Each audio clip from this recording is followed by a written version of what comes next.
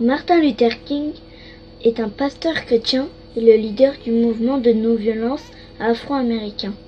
Il milite toute sa vie pour la paix entre les Blancs et les Noirs, ce qui lui permet de devenir à l'âge de 26 ans un des plus jeunes prix Nobel de la paix. Il est assassiné le 4 avril 1968 à Memphis par James Earl Ray. Martin Luther King naît le 15 janvier 1929 à Atlanta, où il grandit dans un milieu privilégié et très spirituel. À 10 ans, il chante dans le chœur de son église pour la première du film « Autant n'emporte le vent ». C'est un élève studieux.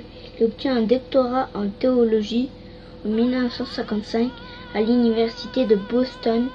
Martin Luther King évolue en pleine période de la ségrégation raciale.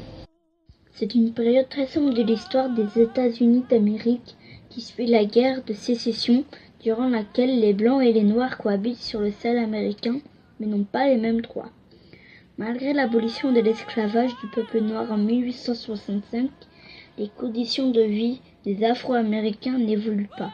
Au contraire, les inégalités sont importantes.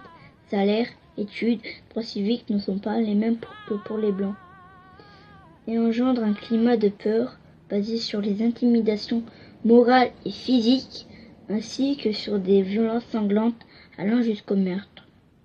C'est dans cette atmosphère que naissent des mouvements en faveur des droits des Noirs américains, tels que celui que défend King, ou encore des mouvements plus radicaux, soutenus par Malcolm X, représentant du Black Power.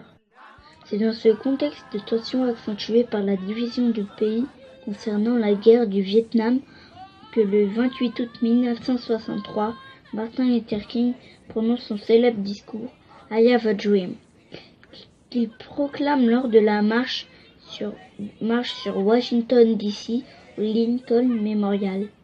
Devant plus de 250 000 personnes, il appelle à la fin du racisme, revendique l'égalité des droits civiques et économiques entre les Blancs et les Afro-Américains, et surtout il exhorte à la paix. Martin Luther King, à part sa vie marquée presque un siècle d'histoire, ses influences provenant de personnalités comme Jésus ou Gandhi lui permettent de bâtir des valeurs humanistes qu'il ne cessera de proclamer jusqu'à sa mort. Bien plus que de défendre la liberté d'un peuple, il plaide pour l'amour et la paix universelle. Je terminerai en prononçant ces mots. Et quand cela arrivera, quand nous laisserons retentir la liberté, quand nous la ferons retentir dans chaque village et chaque hameau, dans chaque État et chaque ville, nous pourrons hâter le jour où tous les enfants de Dieu, noirs et blancs, juifs et non-juifs, protestants et catholiques, pourront chanter en se tenant la main dans la main les paroles de ce vieux Negro spirituel. Enfin libre, grâce au Dieu Tout-Puissant, nous sommes libres enfin.